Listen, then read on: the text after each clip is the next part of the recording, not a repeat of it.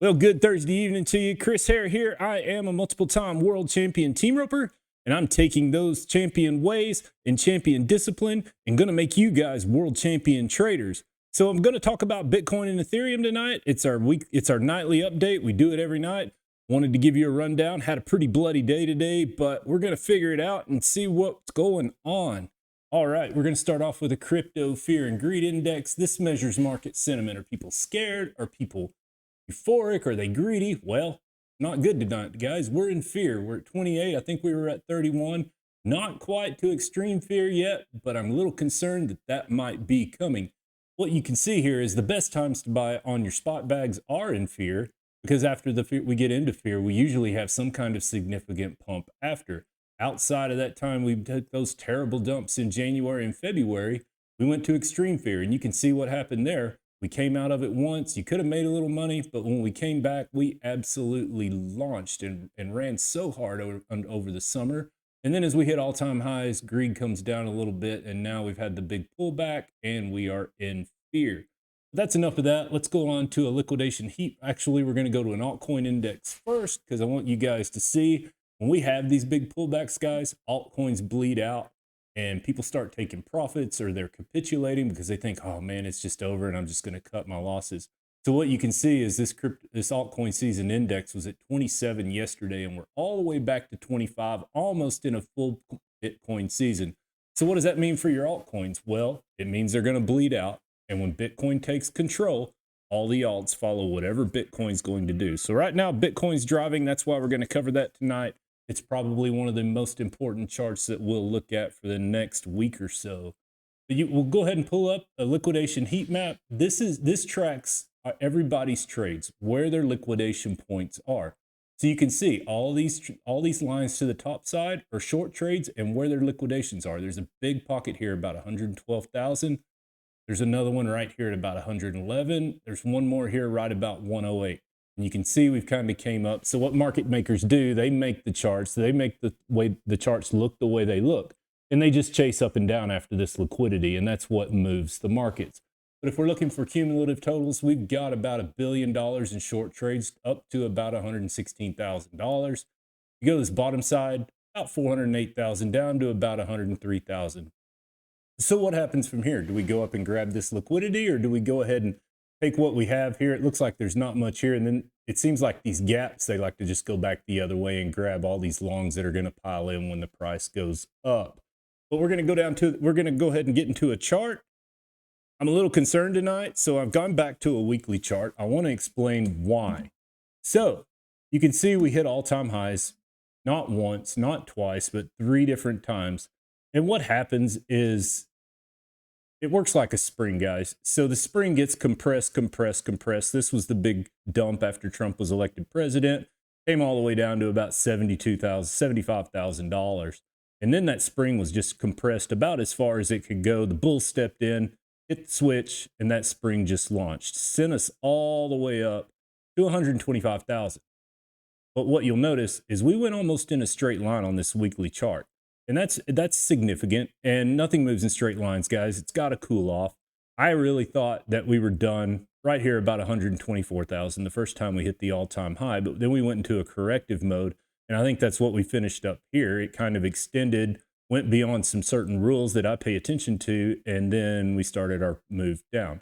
But I've got some issues here. I've got some concerns, and I want to go over those. We're going to talk about a worst case scenario tonight. Do we get here? I'm not sure, but I completely don't want to rule it out with the momentum that we have going to the downside currently. So you can see I've got these gray trend lines here. These follow way back from the beginning of the bull run, and they create points of resistance or points of support. This is a 50 smooth moving average. It takes 50 of these candles, puts it into a fluent line, and these turn into ultra strong support and resistances. What you can see is this line comes up, it's starting to go into this weekly golden zone. And these golden zones, guys, the charts really respect them. They like to go to them. So I'm a little concerned. A lot of times when you hit the top of these, like when you're in the mid move, they don't always come back down, but we've kind of extended this move. It's overcooked. I don't think we can rule out 88,000, but we've got a lot of support to get through before we get there. Now then, if something happens that we do lose this 50, we are bullish up to about 77, 78,000. If we drop below this $74,000, $75,000 mark, that's a whole different conversation, and we're not ready to have that conversation yet. But I don't know that we're going to make it here, but I want to throw it out there. I want you guys to completely understand. If you're following Elliott wave theory, it's pretty complex. What I see is a wave one dropping into wave two, and then we've got another big launch. And if it works out the way it's supposed to, I don't think we can rule out $150 or $200,000. But we're going to go down to a daily chart. We're going to break this move out just a little bit better to understand what's going on. I've got this chart all marked up. These charts are blank, and then I come in and put all the lines and boxes and everything, and it gives us an understanding of where we really are. So you can see that we've lost this 50 moving average. I like to trade these 50s because there's always a big move one way or another. You can see it comes down and it retested. And then when it tried to retest, it made it up, found its support, and then launched again. Then it came down, it lost this 50 again. But you can see a pattern here. It kind of likes to shift and then run up. Lost it here, bull stepped in, ran it all the way up to all-time highs, and we've had this significant dump. Now you can see in this chart, we almost did the same thing. We came down, we lost it, we retested, and then it failed, and now we've started to the downside. We do have a little upside momentum right now. There's two options here. I kind of think this move's probably exhausted. It's just what they call like a dead cat bounce. If it goes any higher, I think 111,000 is a good spot. I keep these daily 50s marked with a red line. And the reason I do this, you'll see when we go down to the lower time frames, that mark is there, and it helps you give you a better understanding of where it is. Like I said, I like to trade these, so this was a great opportunity to take a short here, and that's exactly what I did. Now then, where are we going from here? Well, you can see we've tapped into our daily golden zone, which usually works for strong resistance, and we've kind of came out of it. That's why I think we might go up and tap 110, but when we get in the lower time frames, we'll get a better understanding of what's going on. That's why this descending channel target is here. We'll discuss that on the 4 hour. But you can also see we've got a 200 moving average here, and that takes 200 of these candles and puts it out and works as your next strong support and resistance. So typically when you lose this 50, your next stop's going to be the golden zone. About 103,000 is where this descending channel target is. I'll show it on the 4 hour. But if we lose this, guys, I think 100,000 is our next stop. And then we get into worst case scenario, 90,000 to 80,000. I kind of really like that 88,000 zone. There's a fair value gap there. The 50 weekly moving average is there. And you can see the bottom of this channel, or the bottom of this pennant that I've had drawn right down here. I kind of feel like that's where we're headed, but I'm not going to throw that out yet. We've got really strong support here at 105, 103,000. We've got another psychological support at $100,000, and before we even get down here. So we've got two more checkpoints to get through before I'm ready to call that ball. If we lose this 200, then we'll start talking about it. But for right now, I think $103,000 to $100,000 is going to get us through at least the weekend, and then we can reassess on Monday. But we'll go down to the 4 hour chart. We'll take a look at that. Let me adjust it here so it makes more sense. You can see we hit our first target. If you're following me in the crypto school and paying attention to what I'm saying, we took this short right as it fell out of this descending channel. What these things like to do is they like to come up, and you can see they respect it and work through it. But once we kind of got halfway here and found that daily 50 moving average and we rejected, we fell out of that channel. What happens is this yellow line here that's vertical, you can take that from the head to the bottom of the shoulder, or this one's actually measured from the top of the channel to the bottom of the channel, the biggest move, and you drag that over to where you break out. That gives us this yellow line target of $105,000. I think we go a little lower. I think we try to fill out $103,000, $102,000. And the reason I think that, let me move this box over just a little bit. The reason I think that is because market makers like to fill out about 70% of that wick. And that's going to put us at about 103,000. I think we get there before we see any kind of significant bounce. I think this is a retest right now, and we're going to reject and come back the other way. That gives you a pretty good idea on Bitcoin. That should get us through the next couple of days. Friday's volume drops off at about noon Texas time, and so I feel like things are going to move slower. But what I want to warn you is market makers love low volume, and low volume starts at noon tomorrow, Texas time, runs Saturday and Sunday. Sometimes there's a shift. I feel like there's a shift on Saturday nights into Sunday. So there may be some kind of opportunity for some kind of hedge long there, but I don't think we're anywhere near done with this move right now, to be perfectly honest. All right, looking at an Ethereum liquidation heat map, you can see there's some pockets of liquidity here, pockets of liquidity around, say, $3,900, but there's some really bright pockets around 3,800. I think that's probably where they're about to head.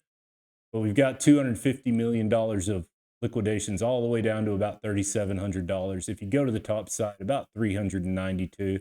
So we're kind of right in the middle. I don't know that they go up and grab these lower pockets. They could possibly maybe up to about $4,000, but then I think we start our move down. All right, we'll go into the Ethereum chart. We'll start with the weekly, just like we did on Bitcoin, get a really good understanding of what's going on.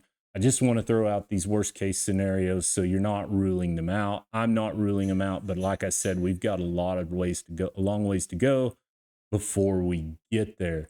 Kind of the same thing as Bitcoin. We've been in this bull flag, I like to call them, or descending channel. And these are bullish, guys. Usually, almost always, we break to the top side of these.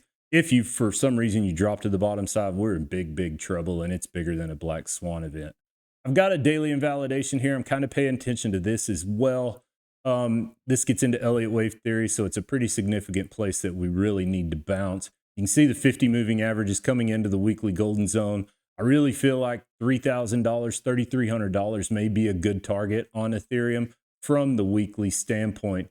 This bottom line trend of Ethereum, you can see I've got it drawn here, but I've got it drawn here. It's kind of a guess. It kind of respects what we're doing, but we can always adjust this down as it comes down. This may be a better idea. That's going to line up with the weekly, but you can see if we do that, we're just going to bounce into it. And then you've got some upside targets of somewhere around $6,000 to $10,000 realistically. So I don't think the bull market's over, but I do think we're going to have a pullback that scares everybody and makes them think that it's over.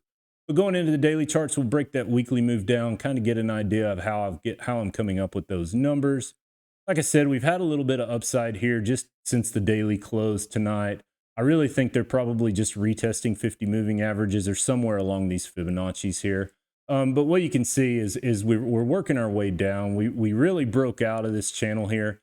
$4,700, $4,800. I had a lot of guys ask me, should I long here? And I was like, no, wait on the retest, because a lot of times these will come down, they'll retest, and that's when they take their launch to the top side.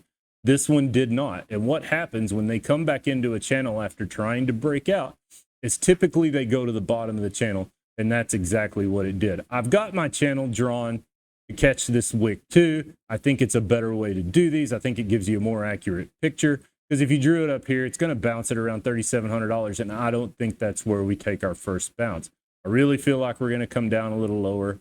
I think we're going to test out about 70% of this channel, somewhere around $3,400, $3,500. And if we lose that, we're looking at the daily golden zone down here, somewhere around $3,200, $2,700, which lines up with our weekly. The 200 smooth moving average is moving in right here. So somewhere $3,200, $3,300, I think, is a realistic point. We've got a long way to go to get there. We've got some really good support. So I don't want to make that decision now, but I want you to know that the option is there.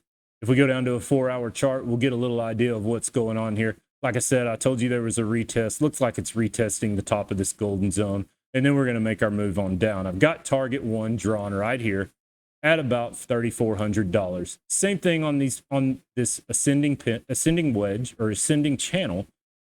If you draw it from the top of this to the bottom down here and include the wick and drag it over to where you break out, that puts our target all the way down at $3,200. So somewhere in this range, I think, is where we bounce. I don't think we go much lower than about $3,000. You can see that trend line right here. So that's where I am with this right now. That lines up with the bottom of this parallel channel. I really feel like that's a good zone for us to bounce. And then we're probably thinking about a bigger move to the upside. But that kind of gives you a good idea of what's going on tonight. I really wanted to be specific on this. I'm not trying to scare you, but I did want you to have a complete understanding of what's going on.